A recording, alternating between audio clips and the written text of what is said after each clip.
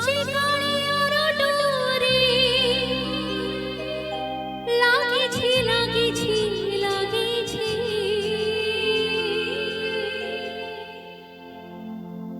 মু কালিয়া পাখকু যাউছিলো মু মো মার পাখকু আসিছি আজি আজ্ঞা ବର୍ଷେ ପରେ ସେ ମାର ଡୋର ଲାଗିଛି ତ ସେଇ ମା ଦରବାରରେ ଭଜନ ପରିବେଷଣ କରିବାକୁ ସୁଯୋଗ ପାଇଛି। এই সুন্দর ভজনটি সেই মহাপ্রভুଙ୍କ উদ্দেশ্যে গাই শুଣୁଛି ଆପଣମାନଙ୍କୁ। মতি চন্দন পাଣିরে গাধেଇ দিয়লো ମୁଁ କାଳିଆ ପାଖକୁ ଯାଉଛି ମତେ ତୁଳସୀ ପାଣିରେ ସଜେଇ ଦିୟଲୋ ମୁଁ କାଳିଆ ପାଖକୁ ଯାଉଛି ମତେ ଚନ୍ଦନ ପାଣିରେ ଗାଧେଇ ଦିୟଲୋ ମୁଁ କାଳିଆ ପାଖକୁ ଯାଉଛି